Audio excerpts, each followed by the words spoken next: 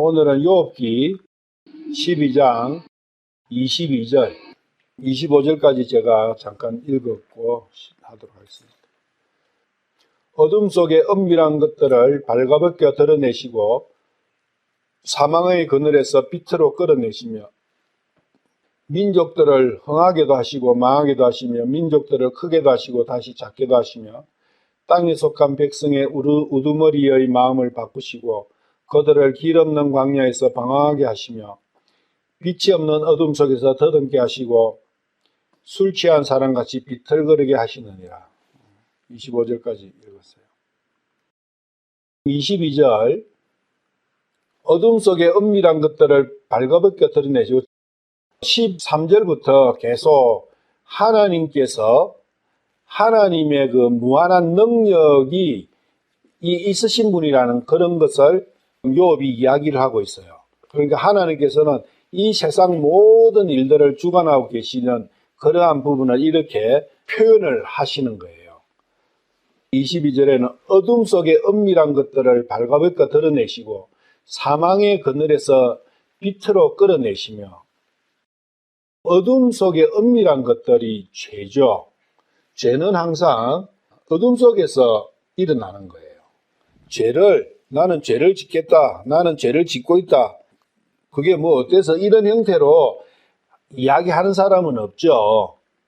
죄는 항상 은밀하게 어둠 속에서 일어난다는 것. 그렇지만 어둠 속에서 죄를 짓는 일들이 내 속에서 상시로 일어나고 있지 않느냐. 그런데 우리는 자기 자신을 보는 눈이 많이 감겨 있어가지고 자기 자신은 잘 못 봐요. 남은 저거 맨날 죄만 저지르고 저렇게 살고 있다고 그렇게 잘 보여요. 근데 그것은 아무 쓰잘데가 없어요. 자기를 보는 눈이 열려야 돼요. 성경에 보면 예수님께서 눈을 띄워주시는 그러한 부분이 몇 군데 있는데 그 눈을 떴다는 게 뭐겠어요? 아담이 눈을 뜨고 자기의 그 벗은 걸 봤잖아요. 우리도 마찬가지. 눈을 뜨면 뭘 보느냐? 내 속은 깜깜해져 버려요. 내 속을 보는 것은 깜깜해져 버리고 내 외형은 항상 잘 봐요. 그래서 거울 보고 토닥거리고 내 옷 보고 내 모습, 내 차, 이거는 육신에 연결된 것은 너무 밝아져 버린 거예요. 그리고 또 한 가지는 내 아닌 다른 것에 대해서 눈이 밝아져 버렸어요. 그게 모든 불행의 어떻게 보면 또 시작일 수 있어요. 남을 보지 않고 내 외형을 보지 않아 버리면 사실 이 세상 살기가 너무 편하겠죠. 자연 그대로 살아가니까 우리는 항상 남을 보고 내 겉모습을 보고 남의 모습을 보면서부터 모든 갈등과 이러한 죄가 시작이 된다는 거예요. 그래서 남을 보지 말라는 거예요. 나를 바라는 거예요. 나의 겉모습을 보는 게 치중하지 말고 나의 속마음을 바라. 그러면서 하나님 말씀과 비교를 해봐라는 거예요. 내 속마음에서 일어나고 있는 생각들과 하나님께서 말씀하신 하나님의 말씀과를 비교해 봤을 때 참으로 어둠 속에서 은밀한 것들은 내 속에 버글버글하고 있지 않느냐. 그런데 하나님께서는 그것을 드러내 주신대요. 어떻게 해야? 기도를 해야 돼요. 내 마음을 볼 수 있는 눈을 주십시오. 그러면 하나님께서는 발가벗겨 드러내 주신대요. 그런 부분이 한계가 있고 이 말씀은 그리고 하나님 앞에서는 숨길 수 있는 죄가 없다. 그 부분도 또 말씀이 맞는 거예요. 두 가지 다를 생각을 해보면 내가 아무리 숨길라 해도 사람의 눈은 속일 수 있고 사람의 눈에서는 피할 수 있지만 세상의 법으로부터는 피할 수 있지만 세상의 심판정으로부터는 피할 수 있지만 하나님 앞에서는 절대 변명이 할 수가 없다는 거예요. 그리고 중요한 것은 하나님 앞에는 내의 은밀한 그 죄들이 밝혀 드러내 줘야 된다는 거예요. 그게 고백이에요. 나의 죄의 고백. 나의 죄의 고백이 하나님 앞에 죄의 고백이 없이 어떻게 하나님을 만날 수 있느냐. 그래서 이것은 심판을 위함이 아니라 하나님께서 은혜를 주시기 위해 가지고 사람 속에 있는 은밀한 그러한 것들을 밝게 드러내 주신다는 거예요. 그래서 사람 앞에 고백할 필요가 없어요. 절대적으로 하나님 앞에 자기의 마음 깊숙한 곳에서 하나님 앞에 주님, 제가 이렇습니다. 그걸 고백을 해요. 하나님께서 모르시는 거 아니지만 하나님께서는 나의 고백을 원하시는 거예요. 시편 44편 21절 하나님께서 이 일을 찾아내지 못하시리요. 그분은 마음의 은밀한 일들을 아시는도다. 다 아시는 거예요. 하나님께서는. 마음의 속중심을 다 살피고 계시는 분이에요. 욥기 1장에서도 2장에서도 하나님께서는 욥을 판단하시잖아요. 완벽하다, 곧바르다, 올바르다. 그것은 다 뭐냐면 욥의 마음 상태를 말씀하시는 거예요. 외형을 말씀하시는 게 아니에요. 그런데 사탄은 문제가 그 속중심, 욥의 속중심을 몰라요. 그러니까 사탄은 결국 하나님과의 전쟁에서 질 수밖에 없어요. 왜? 적을 알아야 승리할 수 있는데 적은 속마음이 적이지 외형적인 게 적이 아니잖아요. 하나님께서는 마음의 은밀한 일들을 다 아신다는 거예요. 내가 행동을 해야 문제가 있는 게 아니에요. 하나님께서는 마음이 중요하다. 마음이 본질이다. 행동은 마음에서 일어난 그것이 표현된 한 부분일 뿐이지 마음이 100이면 행동은 10도 안 돼요. 행동을 가지고 나를 판단할 수 있어요. 내 자신을. 내가 얼마나 깨끗하고 어렵고 착하고 선하게 살았는데 그것은 자기의 행동을 가지고 해요. 그런데 하나님께서는 마음을 보신다. 자기의 마음을 바라는 거예요. 마음속에 얼마나 탐욕과 음욕과 정욕과 시기와 미움과 불평과 이런 것들이 있었는지 그것이 죄의 본질이다. 그래서 그것을 고백해라는 거예요. 하나님 앞에. 시편에서 봤듯이 하나님께서는 사람의 속을 다 아시는데 하나님께서는 A라는 상황으로 알고 계시는데 내가 고백을 B라고 하면 하나님께서 어떻게 거짓말하는 거잖아요. 하나님 앞에서는 거짓말할 수가 없어요. 그래서 하나님께 내가 회개하는 마음으로 진짜 고백을 하게 되면 하나님께서 갖고 계시는 그 나에 대한 정보와 내 입에서 나오는 말이 합일체가 되면 하나님께서 그것을 받아주시는 거예요. 나를 받아주시는 거예요. 그런데 하나님께서 갖고 있는 정보와 내 입에서 나오는 말이 틀려. 그러면 하나님께서는 더 싫어하시죠. 왜 거짓말하니? 이사야서 3장 17절 그러므로 주께서 시온의 딸들을 정수리를 상처 딱지로 치시며 주께서 그들의 은밀한 부분들을 드러내시리라. 성경에서는 바지를 내리버린다, 치마를 벗기버린다 뭐 그런 형태로 나오는데 그게 내 마음에 내가 고이고이 감싸고 있는 그러한 비밀스러운 거 있잖아요. 그것을 싹 뺏기버린다. 보자기를 뺏기버리든지 뭐 그렇게 버린다. 그러면 그것들이 만천하에 드러나는 거예요. 그때는 심판 때라고요. 그때는 늦어버려요. 그 전에 하나님 앞에 하나님께 내가 무슨 죄를 지었는지 있는 그대로 고백하는 것은 너무나 중요하다. 그런데 대부분 하나님 앞에 내가 무슨 죄를 지었는지도 모르니까 이게 문제다. 그것을 가르쳐야 된다고요. 그걸 가르치는 것이 전도다. 네가 하나님 앞에 뭘 잘못했느냐? 사람한테의 잘못이 아니에요. 이 성경에서의 죄는 사람과 사람과의 관계를 이야기하는 게 아니에요. 피조물이 창조주 앞에서 잘못한 그 부분을 죄라고 하는 거예요. 죄의 그 관념이 바뀌어야 됩니다. 모든 것은 하나님의 관점에서, 하나님과 피조물의 관점에서 성경 말씀은 진행되고 있고 말씀을 하시는 거거든요. 그런데 우리는 죄락하면 대부분 인식을 사랑과 사랑 간의 사이에서 일어난 일을 가지고 죄라고 하나님 앞에 고백을 해버리면 그게 하나님이 알고 계시는 거하고 다르게 된다고요. 하나님은 A라고 생각하지 나는 B를 이야기해버리는 상황이 되는 거예요. 그렇게 가르치면 큰일 나는 거예요. 하나님 앞에 반역자고, 하나님 앞에 살인자고, 하나님 앞에 도적질이고, 하나님 앞에 사기꾼이고, 하나님 앞에 잘못한 그런 것들이다. 그러면 내가 왜 하나님 앞에 살인자고, 하나님 앞에 반역자고, 하나님 앞에 도둑이고, 하나님 앞에 사기꾼이고, 거짓말쟁이냐? 그걸 알아야 된다는 거예요.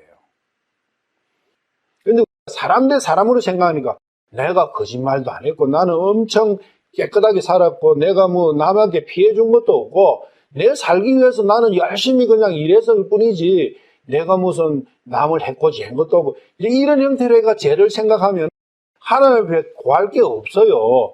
그러다 보니까 길 가다가 남을 참외밭에 가서 참외 한 개 따먹은 거, 절에 가서 불상 앞에서 절 한번 한 거, 뭐 제사 한번 지낸 거, 이런 것 가지고 이제 죄를 따지기 시작하는 거예요. 그거 아니다. 하나님께서 말씀하시는 죄는 본질이 하나님 앞에서 무엇을 잘못했느냐, 하나님에 대해서 뭘 잘못했느냐, 그런 부분인데, 그런 걸 다음에 또 나와요. 그게 누가복음 8장 17절 예수님 말씀이죠. 엄밀한 것 중에서 드러나지 아니할 것이 없고 감추어 둔 것 중에서 알려지지 아니하고 널리 퍼지지 아니할 것이 없느니라. 그래서 엄밀한 것 다 드러난다 그래요. 모든 세상의 엄밀한 것은, 내 안에 감추어진 모든 것은, 우리는 부끄러운 거, 죄 이런 거는 자꾸 감추려고 하죠. 이게 잘못되어 가지고 천주교 같은 경우는 고해성사라는 이상한 그러한 잘못된 그런 교리가 나와버린 거예요. 그거 아니에요. 사람 앞에 아니에요. 하나님 앞에. 하나님은 영이시기 때문에 내가 마음속에서 이야기하면 하나님 다 들으세요.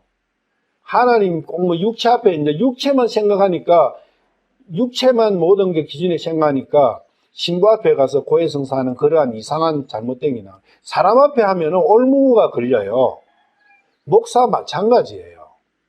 만약에 목사가 내한테 다 네 비밀을 이야기를 하는 것이 신앙적으로 맞다 이러면 그 목사는 잘못된 목사예요. 자기도 마찬가지로 엄밀한 게 있어요. 그 안에 똑같아요. 하나님 앞에서는 자기도 내나 하나님 앞에 자기의 엄밀한 것을 고해야 될 대상이지, 남의 그 엄밀한 걸 들어야 될 대상은 주님밖에 안 계세요.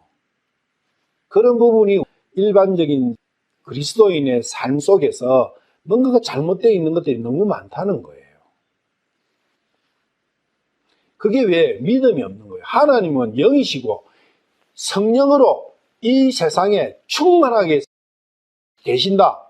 그걸 못 믿으니까 꼭 하나님도 저 셋째 하늘에 계시니까 누구를 통해 갖고, 전령을 통해 갖고, 아니면 누구를 통해 갖고 편지 전달하듯이 해야 되는 걸로 생각하는데 착각이다.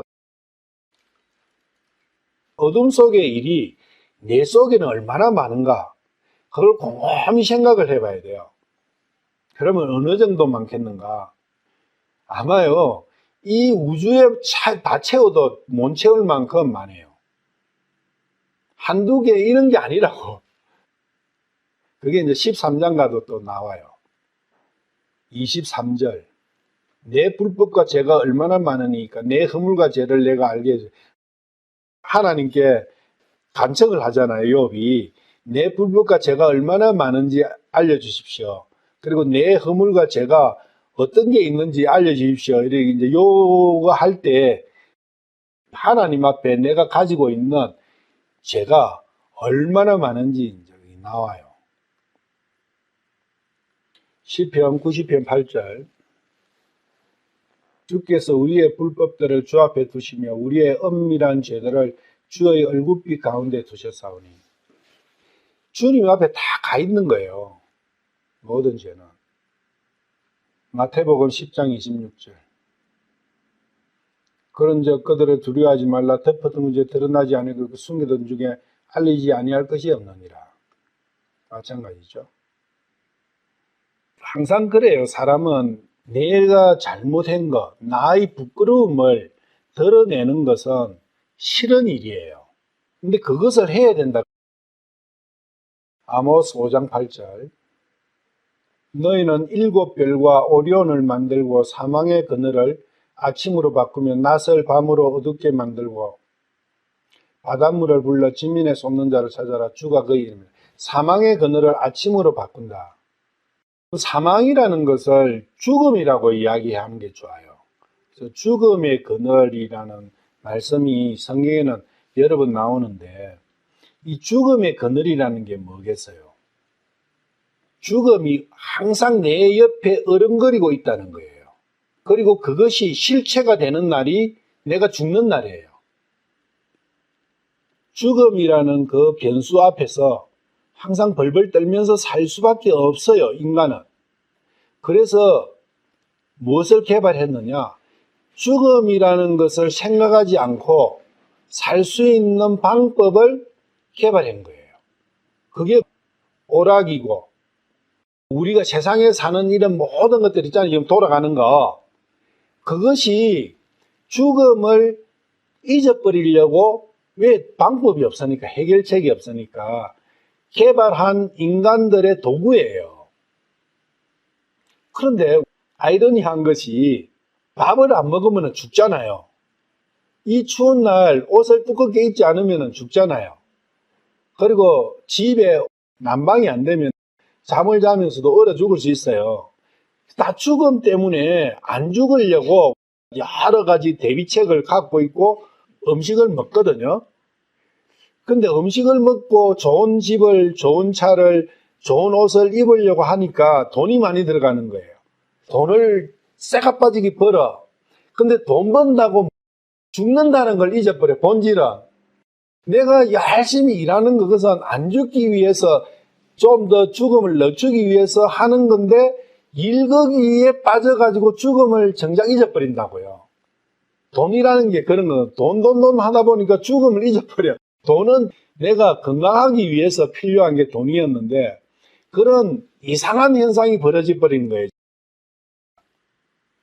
그런 것 가지고는 사람의 대책을 갖고는 늦출 수도 없고 죽음을 늦출 수도 없고 죽음을 피할 수도 없어요. 단지 잊어버리는 거죠. 그런데 잊어버린다고 해서 죽음이 안 오느냐? 아니라.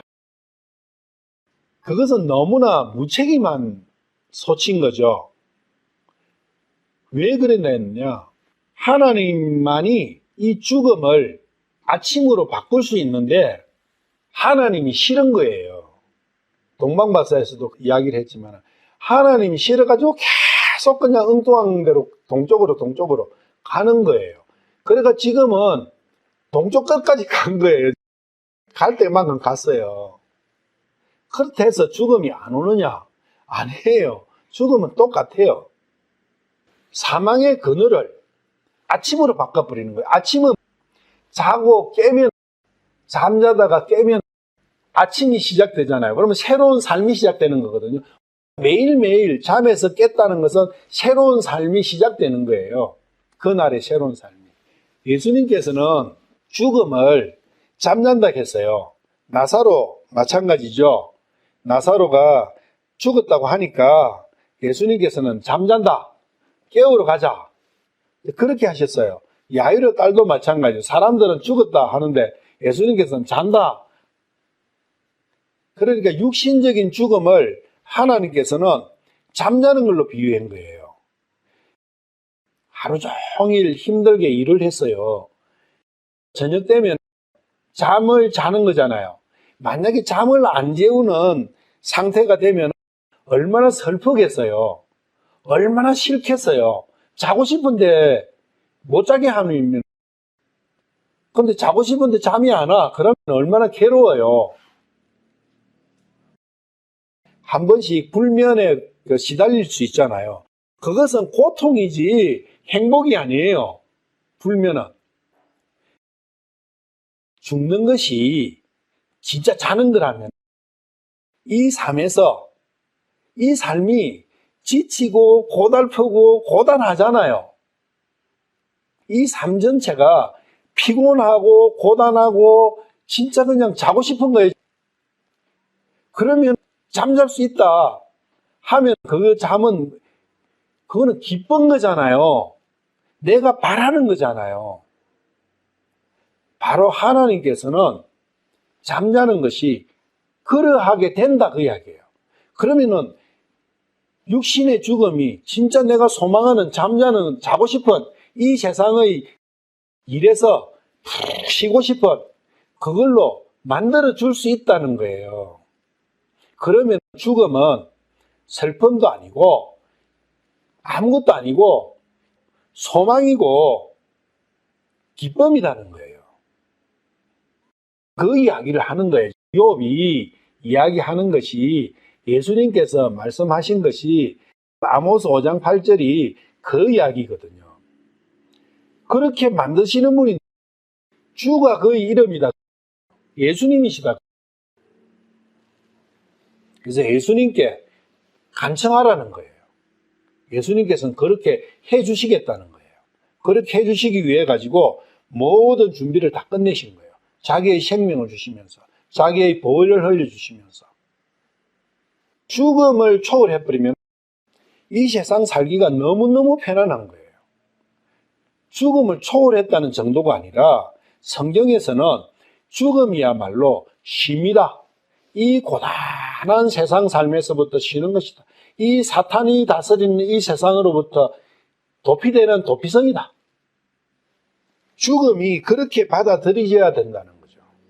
그게 진정한 그리스도인이에요. 아모스 5장 8절의 말씀은 육신의 죽음은 끝이 아니라 새로운 시작이다. 광명의 아침이 밝아오는 그 광명의 아침을 볼 수 있는 시작이다. 그게 부활이잖아요. 부활을 바라면서 그래서 그 잠에서 참된 그리스도인은 육신이 죽으면 잠자는 건데 잠자다가 잠을 딱 깨면 새 아침이 기다리고 있는 거예요. 그 새 아침이 부활의 새 아침이다. 마태복음 4장 16절 어둠 속에 앉은 백성이 큰 빛을 보았고 사망의 지역과 그늘에 앉은 자들에게 빛이 솟아올랐도다 하였는데 그러니까 사망의 그늘에서 신음하고 고민하고 벌벌 떨고 겁먹고 있는 그러한 자들에게 빛이 솟았다. 죽음을 극복할 수 있고 죽음을 새로운 삶으로 바꿀 수 있는 그 빛이 솟아올랐다. 그분이 예수님이시다. 사탄이 다스리는 세상의 삶이 사망에 그늘진 곳인데 이 사망의 그늘진 곳에서 내가 머무르서 살면서 내가 이 사망에 짓밟혀가지고 눌려가지고 얼마나 힘든 나날을 보냈는지 그것을 인식하는 사람은 이 빛이야말로 복음이잖아요. 그리고 그 나날이 억압받고 포로되고 불행하고 눈물이고 그 죽음 때문에 힘들어했던 그 마음을 가진 사람이 이 세상은 그냥 사망 그 자체고 이 사망을 죽음을 이길 수 없다는 그것을 내가 하나님 앞에 고백할 수 있는 그 사람에게는 참빛이 주어진다는 약속이죠. 그리고 이 세상은 항상 죽음이 옆에 도사리고 있어요. 안전한 곳이 어디 있습니까? 없어요. 그런데 그 죽음이 새로운 삶의 출발점이 되는 계기다. 이렇게 하면 무엇이 두렵겠어요? 그게 죽음을 이긴 거예요. 사망아, 너희 쏘는 것이 무엇이냐? 그렇게 이야기할 수 있는 거예요. 그건 죽음을 벌써 극복해버린 거죠. 그런데 이 죽음을 어떻게 극복할 것이냐? 그 답은 예수님 안에 있다는 거예요. 전도라는 것이 이 세상에 죽음의 그림자가 어령거리는 이 세상으로부터 탈출하는 거예요. 그러면 죽음이 극복되는 거죠. 그 탈출해서 가는 곳이 하나님의 왕국이죠. 그래서 여기는 죽음의 왕국이에요. 생명의 왕국. 그게 하나님의 왕국. 그 하나님의 왕국을 소개하는 거죠. 인생에서 가장 큰 문제는 죽음이에요. 다른 거 아니에요. 뭐 돈도 건강도 뭐 여러 가지 이야기를 할 수 있지만 본질은 죽음이라고요. 이 죽음을 어떻게 극복할 것이냐. 그것이 바로 기독교의 본질입니다. 다른 데서는 죽음을 극복하는 방법이 없어요. 불교, 어떤 교들을 봐도 죽음을 극복하는 방법을 제시해놓은 교리는 없어요. 근데 유일한 게 그리스도교, 예수교, 여기만이 죽음을 극복하는 방법이 주어져 있는 거예요. 그래서 틀린 거 다른가 봐. 이건 종교가 아니다 그거예요. 어제 저녁인가 잠깐 자료를 보다 보니까 성철 스님이 윤회와 생명이라는 죽음이라는, 그래서 죽음은 없는 것이다. 윤회란만이 있는 것이다. 그래서 죽음을 두려워하지 마라. 그런 형태로 적어놨더라고. 그렇지. 성철도 죽음이 두려워 벌벌 떨어요. 그거는 기만이지 자기를 속이는 것이지. 그리고 서울대학교 의과대학 교수가 뭘 적었냐면 죽음에 대해서 글을 좀 씹으리고 있어요. 내가 볼 땐 그 사람이 결국은 뭐 이상한 종교 같아. 기독교의 한 종파 같은데 그걸 드러내지 않고 죽음은 없는 것이다. 실체가 없다. 뭐 이렇게 이야기해. 죽음 실체가 있어요. 죽음 실체가 없는 게 아니고. 그리고 그 사람은 죽음은 두려워할 게 아니다 이래놨는데 죽음은 두려운 거예요. 죽음이 두렵지 않는 이유는 바뀌기 때문에 안 두려운 거지. 그 사람은 뭐 가지고 죽음은 두려운 게 아니라고 이야기하냐면 임사체험이라는 게 있어요.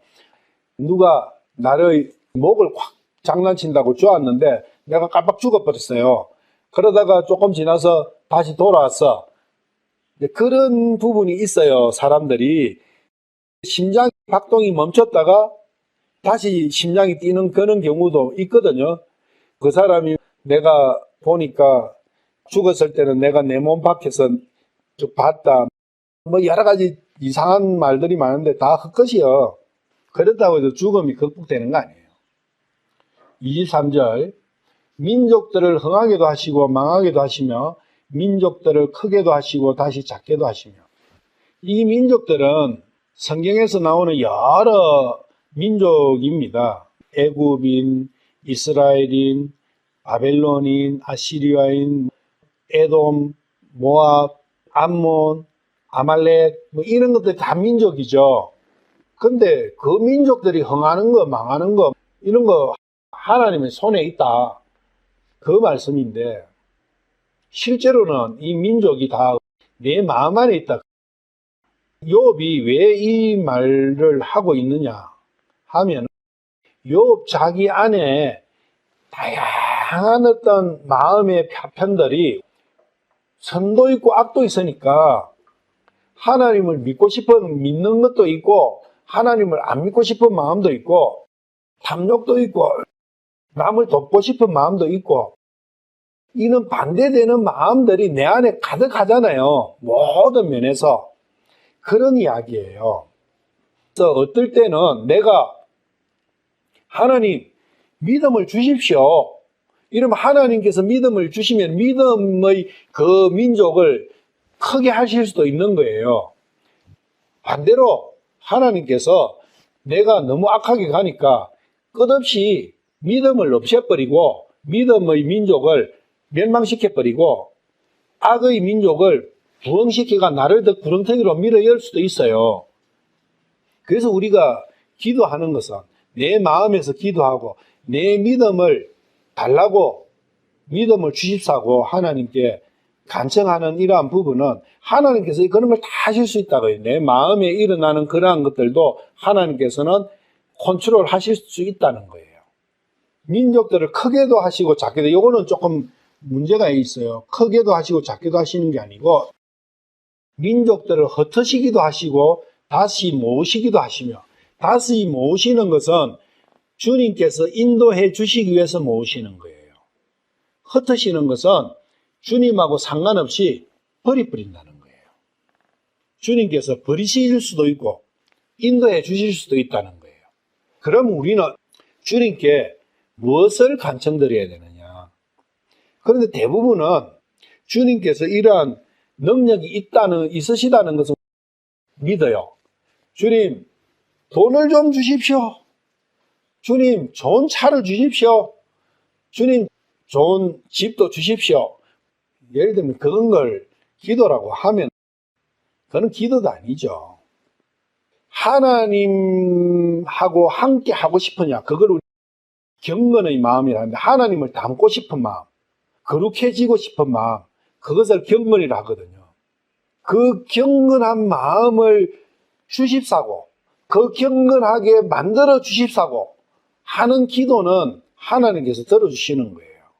그럼 하나님께서 들어주시면 그 사람은 경건하게 됩니다. 근데 세상 것을 가지고 막 기도하고 이러면 그것은 더 악하게 돼요. 내 안의 마음조차도 다스리시는 하나님이시다. 그걸 믿어요. 그러면 내 마음이 이래가는 것은 하나님과 내가 멀어지고 있구나. 하나님께서 손을 놓으셔버렸구나. 그걸 아셔야 되는 거예요. 그러면 하나님 손을 잡아주십시오. 제 발의 길이 등이 되어 주십시오. 그런 기도가 나오잖아요. 그러면 하나님께서 돌이켜 주시는 거예요. 이사야서 26장 15절. 오 주여, 주께서 그 민족을 번창하게 하시고 그 민족을 번창하게 하셨나이다. 번창하고 번창하게 하셨나이다. 뭐 이거예요.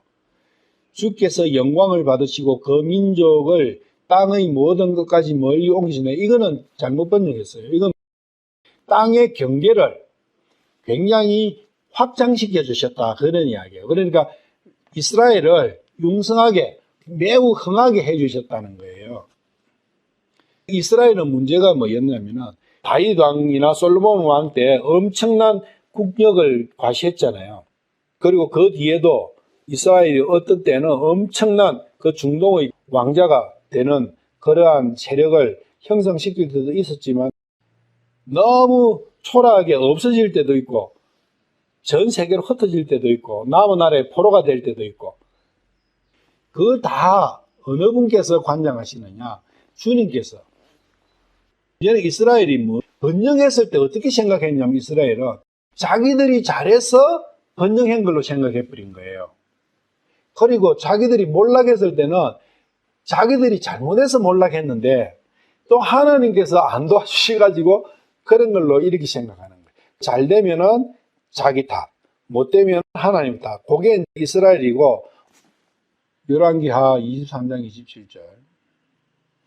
주께서 이르시되 내가 이스라엘을 옮긴 것 같이 유다도 내 눈앞에서 옮기고 또 내가 택한 이 도시 예루살렘과 그 집을 버리리니 이 집은 전에 내가 이르기를 내 이름을 거기에 두리라 한 곳이라 하셨더라. 그러니까 이스라엘을 아수르로 옮겼잖아요. 그처럼 유다도 바벨론으로 옮기시려고 하는 그 예언 말씀이죠. 이 예언 말씀대로 옮겨졌죠. 그리고 예루살렘은 철저하게 회파되어 버리고 폐허가 되어 버렸죠. 그런데 그 전에 분명히 하나님께서는 다윗에게, 그리고 그 전에 여러 곳에서 예루살렘에 자기의 이름을 두시겠다고 언약을 많이 하셨어요. 그러면 그 언약이 폐해진 것이냐? 아니다, 그거예요. 그 언약은 예수님 시대 때 와서 완성된 거예요. 그것은 영적인 것이지, 영적인 성전이 이야기하는 것이지, 그 예루살렘의 물리적인 것을 이야기하니, 지금 제3성전을 가지고 이야기를 많이 하는데, 그것은 철저하게 성전을 물질적인, 이러한 눈에 보이는 세상살이를 기준으로 반 사람들의 해석이죠. 하나님께서는 그렇게 안 오십니다. 지금 벌써 오셨잖아요. 내 마음에 오셨고, 예수님을 모신 내 마음이 성전이잖아요. 에스겔 성전은 마음이 오는 성전이에요. 학개서 2장 7절에서 9절. 또 내가 모든 민족들을 흔들트인적 모든 민족들의 바라는 바가 이르리니 내가 이 집을 영광으로 채우리라. 만군의 주가 말하노라. 은도 내 것이요 금도 내 것이라. 만군의 주가 말하노라. 나중에 지은 이 집의 영광이 이전 집의 영광보다 더 크리라. 만군의 주가 말하노라. 내가 이곳에서 화평을 주리라. 만군의 주가 말하노라. 여기 보면은 나중에 지은 전이 있고 이전 전이 있죠. 그 이전 전은 솔로몬 성전이에요.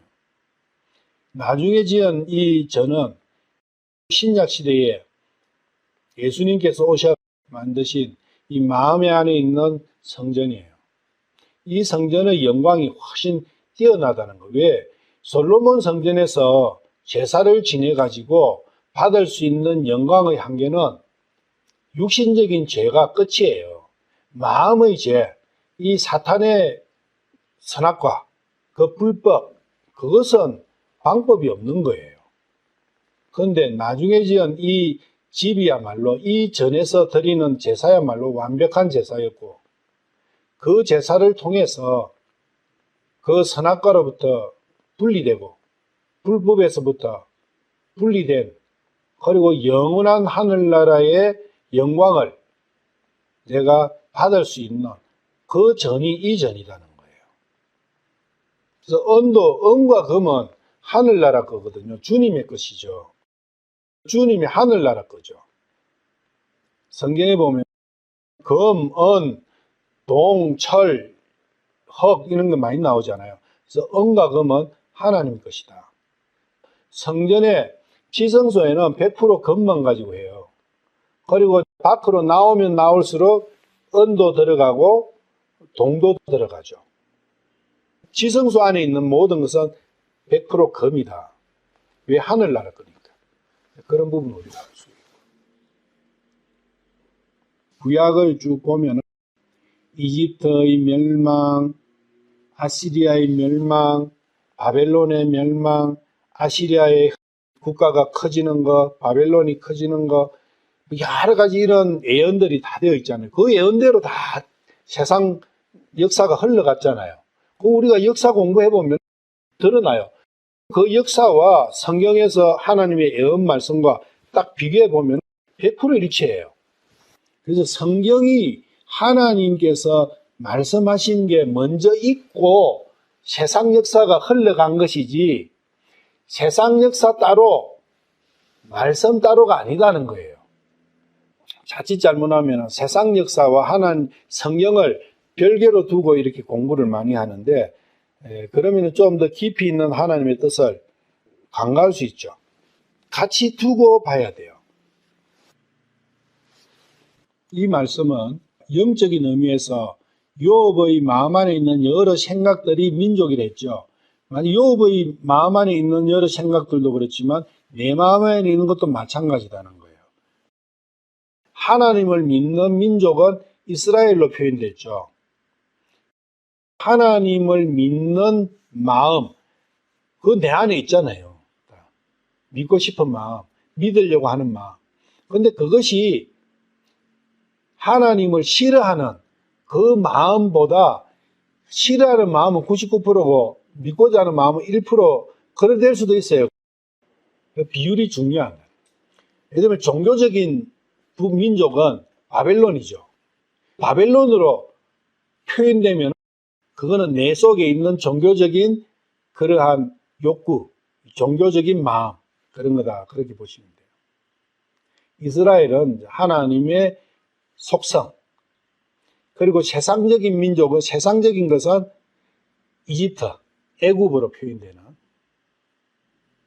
그래서 내가 얼마나 내 마음이 세상에 붙들려 있느냐 그 부분이 애굽이다 그 얘기예요. 애굽 민족. 내 안에 애굽 민족이 얼마나 흥황하느냐 아니면 애굽 민족이 내 안에서 얼마나 초라하냐 그런 것을 내가 내 마음을 볼 수 있어야 된다. 애굽 민족이 내 마음 안에서 창대해지면 상대적으로 하나님의 나라의 민족은 줄어들겠죠. 그리고 종교적인 바벨론 민족이 내 안에서 엄청 흥하게 되면 하나님을 믿는 믿음의 민족은 상대적으로 약해지겠죠. 그래서 이 생각들이 서로 항상 대립하고 싸우고 있어요. 아예 싸움 자체도 없는 사람도 있긴 있지만 그래도 성경을 좀 아는 사람은 싸움이 항상 있게 되어 있어요. 그렇지만 그것을 내 힘으로 전쟁을 할 경우에는 패할 수밖에 없어요. 절대로 믿음의 민족이 세상적인 민족이나 종교적인 민족을 이길 수가 없다고요. 내 마음 안에서. 그래서 어떻게 해야 되느냐. 하나님께 맡겨야 된다 그거예요. 그게 믿음이에요. 하나님 싸워 주십시오. 저는 경건하게 살고 싶습니다. 하나님을 닮고 싶습니다. 닮는 정도로 뛰어나서 하나님과 하나 되고 싶습니다. 그게 경건한 마음을 가진 사람이에요. 거룩해지고 싶습니다. 그런데 항상 세상적인 이집트 민족과 바벨론 민족과 이것들이 나를 못하게 계속 막고 있습니다. 하나님, 이 민족들을 쳐주세요. 이 마음을 쳐주세요. 그래서 하나님께 온전히 맡기게 되면 항상 승리한다는 거예요. 어떤 민족이든 바벨론, 그 세계를 뒤흔든 그 바벨론이나 아수르나 로마나 이집트나 누구나 다. 그렇지만 내 힘으로는 절대 이스라엘이 자력으로 바벨론을 이기겠어요? 아수르를 이기겠어요? 애굽을 이기겠어요? 로마를 이기겠어요? 세계를 지배한 5대 제국이라고 있잖아요. 아수르, 바벨론, 페르시아, 그 다음에 헬라, 그 다음에 로마, 이 5대 제국이 있잖아요. 이스라엘이 이 5대 제국에 게임이 됩니까? 안 돼요. 절대. 그 나라들은 세계를 지배하는 나라들인데 이길 수가 없죠. 근데 이길 수 있는 유일한 방법은 이스라엘이 하나님께 맡겨버리는 거예요. 애굽이든 아수르든 페르시아든 헬라든 로마든 아무 상관없다고 이야기해요. 이것이 올바른 신앙생활이다. 하나님을 믿고 하나님께 모든 걸 의탁드리고 의뢰하는 그 마음이 올바른 신앙생활 아니냐. 그거 말고는 대안이 없다는 거예요. 근데 대안을 자꾸 있다고 생각하고 찾아요. 그게 어디서부터 많이 비롯돼 버리냐. 천주교나 장로교나 이런 큰 교단이 교파에서 그것을 해줄 수 있다고 잘못된 가르침을 해버리는 거예요. 절대 교파에서 할 수가 없어요. 교파는 사람의 단체지 하나님의 힘이 있는 곳이 아니에요. 그러다 보니까 나중에 교파가 어떤 형식으로 가느냐. 하나님의 능력을 위임받은 곳이 교회다. 이런 형태로 이야기를 해요. 그런데 그 교회가, 그런 교회가 교회 아니에요. 교회는 예수님 안에가 교회예요. 그리고 예수님은 성령님으로 이 땅에 충만히 계세요. 울타리도 없어요. 공기가 울타리가 필요합니까? 그분께서는 민족들을 흥하게 하시고 망하기도 하시고 흩으시기도 하고 모시기도 하신다. 그걸 정확하게 내가 믿게 되면 하나님께 당연히 의탁하게 되는 거예요. 모든 걸 맡기게 되는 거예요. 그리고 맡기고 싶고 내가 내 마음을 어떻게 할 수 없잖아요. 내가 내 마음을 컨트롤이 됩니까? 안 돼요. 그 컨트롤을 하나님께서는 하신다는 그 뜻입니다, 이게. 우리가 그러잖아요. 내 마음을 내가 모르는데 어떻게 컨트롤할 거요? 절대 내 마음을 조절이 안 됩니다. 내가, 이제 돈 지긋지긋해. 돈에서 좀 초월하고 살고 싶어. 이래 하는데 됩니까? 안 되죠. 그거 생각하고 이 한 시간도 안 지나서 또 돈 때문에 또 난리 벗고통 지어요. 내가 내가 믿는 사람으로서 복음을 전했는데 절대 안 미워해야 진짜 욕 안 해야 진짜 안 헐뜯어야지. 한 시간만 지나봐요. 더 헐뜯어버려. 그게 내 마음이 내가 컨트롤이 안 되는 거예요. 그 말씀이거든요. 근데 하나님께서는 하신다고요. 왜? 내가 내 마음을 만든 게 아니잖아요. 내 마음을 하나님께서 만드셨잖아요. 그러니까 하나님께서 하시는 거예요. 나는 못하는 거예요. 내가 내 마음을 만들었으면 할 수 있어요. 불가능해요. 내가 왜 병들어 골골골 하면서 죽어야 돼요? 내가 나를 만들지 않았어요. 그러니까 내가 어떻게 할 수 있는 게 아무것도 없는 거예요. 나는 피조물이에요. 피조물이 할 수 있는 것은 없어요. 그래서 피조물은 모든 걸 하실 수 있는 창조주께 맡기는 길만이 모든 해결점이다. 그 이야기. 욥의 믿음인 거죠. 욥이 왜 믿음이 있다고 하나님께서 말씀을 하시느냐. 욥의 믿음, 인내, 믿음을 에스겔서 보면 두 번이나 욥이 믿음이 좋다고 나오잖아요. 세 사람 나오잖아요. 노아, 욥, 다니엘. 거기에 끼일 정도로 욥이 믿음이 좋은 거예요. 뭐가 믿음이 좋냐? 욥이 맨날 불평불만만 했는데 그게 아니다. 그게 깊이 들어가 보면 이런 게 있는 거예요. 내 마음 내가 컨트롤 못한다. 오직 주님께 다 맡기는 것만이 내 마음을 컨트롤할 수 있는 유일한 방법이다. 그런 이야기를 하고 있는 욥이라고요. 그게 믿음 아닙니까? 실제로 맡기느냐? 그게 중요한 거예요. 말로만 맡기느냐? 실제 맡기느냐? 하나님께서 다 하세요. 24절 땅에 속한 백성의 우두머리의 마음을 바꾸시고 그들을 길 없는 광야에서 방황하게 하십니다. 땅에 속한 백성의 우두머리. 개역 같은 경우는 만민의 두목들의 총명을 이러니까 이 만민의 두목들이 누구예요? 이 말이 안 되는 거죠. 알 수가 없어요. 절대로. 땅에 있는 백성들의 우두머리. 내 육신을 지배하는 민족들의 왕들을 이야기하구나. 육신을 지배하고 있는 마음들 있잖아요. 육신의 마음. 그것의 우두머리를 이야기하는 거예요. 그 우두머리가 있을 거 아니에요. 종교적인 민족이 내 안에, 내 마음 안에 있다. 내 마음 안에 그 종교적인 우두머리가 있을 거라고요. 그 종교적인 부분에서도 또 여러 나뉘어요. 땅에 속한 백성에, 하늘에 속한 백성이 있을 거, 내 마음 안에. 거룩한 전쟁에 보면 거기에 그 성 안에도 사탄이 왕으로 지배하니까 입도 뻥긋도 못하지만 그래도 마음속으로는 하나님을 그리워하고 하나님을 경외하고 하나님을 찾고 있는 사람들이 있는 거예요. 그 사람들이 하나님의 백성이에요. 우서 성 안에 그런 사람이 있는 거예요. 하나님께서는 그 땅에 속한 백성의 우두머리의 마음을 바꾸실 수도 있어요. 내 마음 안에서 계속 업력이 일어나요. 그 업력을 컨트롤하는 우두머리가 있을 거 아니에요. 그게 민족이니까, 업력의 민족이니까 그 업력의 민족의 우두머리의 마음을 바꿔주시면 그 업력을 컨트롤할 수 있다는 거예요. 하나님께. 그래서 그런 거 나도 하나님께 기도하라.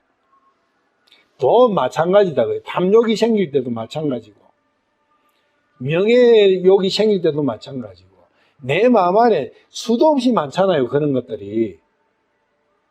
그래서 그들을 길 없는 광야에서 방황하게 하면 우두머리를 방황하게 해버리면 그 쫄따구들은 고합지졸돼 버리는 거죠.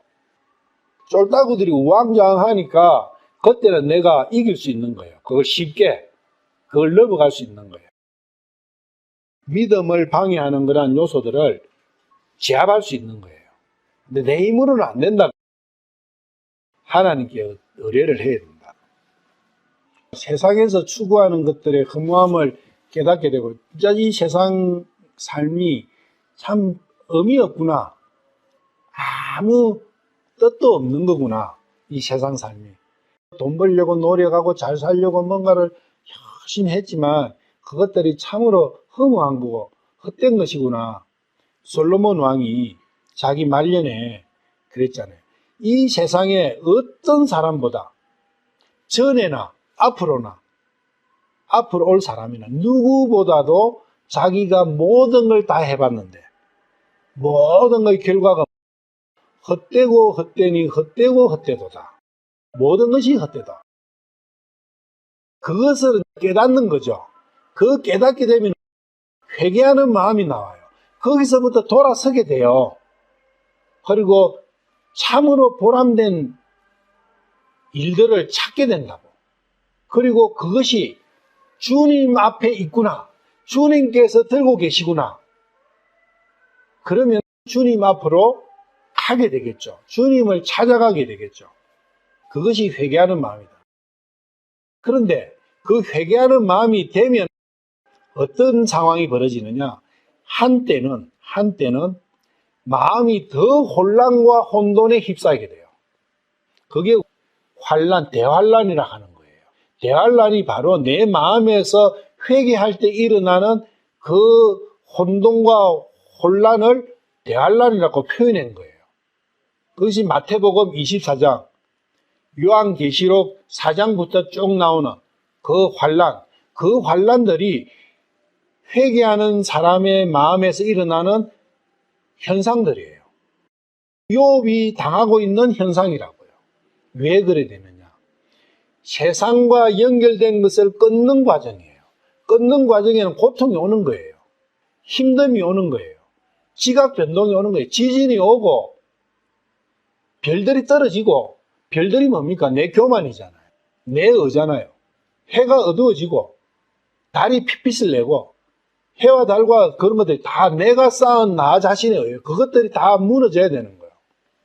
지진이 일어나고 견고하게 쌓은 내 마음에 굳은 땅들이 갈라져야 되는 거예요. 그런 거 없이 주님과 만날 수가 없어요. 그 내 마음밭을 가는 그 과정이 대환란이라는 거예요. 시편 107편 40절. 그분께서 통치자들에게는 모욕을 쏟아부으시고 그들로 하여금 길 없는 광야에서 방황하게 하시나 가난한 자는 고난에서 건져 높이 드시고 양떼가 든 가족들로 만드시니 40년간 광야에서 이스라엘을 방황하게 하신 그러한 이유가 낮추시기 위함이다. 그 이야기. 낮아져야 문을 통과할 수 있어요. 예수님께서 그랬잖아요. 천국의 문은 좁아요. 그런데 좁다는 것보다는 낮다고 하는 게 더 맞아요. 서서는 들어갈 수가 없어요. 엎드려야 들어갈 수 있다는 거죠. 내가 낮아져야 된다. 왜? 교만이 하나님 나라에 못 가게 하는 가장 근본 뿌리니까. 그 교만이 없어져야 돼요. 교만이라는 게 이 땅에 속한 백성의 우두머리 중에 한 명이에요. 교만이. 거룩한 전쟁에 보면 사탄의 장수들이 있어요. 장수들. 그 장수들이 우두머리예요. 그래서 교만이 한 마음이 바뀌어져야 돼요. 낮아져야 된다고. 25절. 빛이 없는 어둠 속에서 더듬게 하시고 술 취한 사람같이 비틀거리게 하시느니라. 우두머리도 없는데 빛도 없고 안내자가 없어요. 안내자가 없는데 빛도 없고 어둠이면은 얻은 게 어떻게 되겠어요? 각자가 더듬더듬 하면서 뭐 사분오열이 되겠죠. 그리고 술 취한 사람같이 비틀거리게 하시는. 그러니까 이 땅에 속한 백성들이 전혀 전쟁을 할 수가 없게 돼버린다 그 이야기예요. 술 취하면은 비틀거리는데 어떻게 비틀거려요? 오락가락. 이게 뱀의 길을 가는데 뱀처럼 오락가락 이렇게 구불구불 가는데 힘이 한 개도 없어요. 다리에 힘이 풀려버렸어. 그래서 오른쪽으로 갔다가 왼쪽으로 갔다가 그리고 고개는 푹 숙여요. 항상 고개는 숙이고 팔도 푹 늘어지고. 그 사람이 칼을 한 개 들 수 있겠어요? 총을 들고 들 수 있겠어요? 아무 싸움을 할 수가 없어요. 그래 되면 우리는 믿음을 견지할 수가 있어요. 왜? 땅의 백성들이 아무 힘을 못 쓰니까. 내 마음이 불법으로 죄로 가득 차면 반대가 되는 거예요. 이런 것들이 완전히 정신을 바짝 차리고 싸움을 엄청 잘하는 거예요. 그런데 내가 하나님과 닮고자 하는 그 길을 걸을 때는 이것들이 힘을 못 쓰는 거예요. 두려워할 필요가 없다. 하나님께서는 잠시 이 세상에 죄악으로 빠지게 하실 수도 있어요. 그 빠지게 하시는 목적이 시편 107편 27절 28절 그들이 이리저리 구르고 술 취한 자처럼 비틀거리며 어찌할 바를 모르는도다. 이 자들이 지금 술 취한 자리 비틀거리 여기하고 비슷하죠. 그때에 그들이 고난 중에 주께 부르짖으며 그분께서 그들을 그들의 고통에서 데리고 나오시며 부르짖게 하시기 위해서 이렇게 주신다. 땅에 속한 백성들이 흥황하게 하는 그러한 부분도 죄에 물들게 하는 것도 부르짖게 하기 위해 가지고 또 세상에서 힘든 거 이런 부분을 주시는 것은 부르짖어라. 내 힘으로 못한다. 시편 27절 28절에 나오는 이 백성은 하나님을 닮고 싶어 하는 자의 백성이에요. 여기 24절 25절은 땅에 속한 백성을 이야기하는 것이고 반대로 되는 거죠. 믿음이 없고 깜깜할 때가 있어요. 그리고 온갖 세상 일이 나를 포위하고 나를 공격하고 나를 뒤흔들 때가 있어요. 그때는 나는 안 되는구나. 하나님 도와주십시오. 하나님께 모든 걸 맡기겠습니다. 그걸 부르짖으라고 그렇게 하는 거예요. 하나님의 백성을 약하게 만들어버리고 대신에 세상의 백성을 흥황하게 만들어버리고 그러면 부르짖을 거 아니에요. 그런데 세상의 백성이 흥황되는 그것이 신나고 즐거우면 부르짖겠어요? 대부분 그것을 하나님께서 주신 축복이라고 생각해요. 하나님은 더 좋은 걸 주시려고 하는데 세상 돈맛 좀 보고 조금 명예 없고 세상에서 뭔가 좀 잘 나가는 것 같은 그것을 하나님 복이라고 착각해버리고 거기에 안주해버리면 안 된다고요.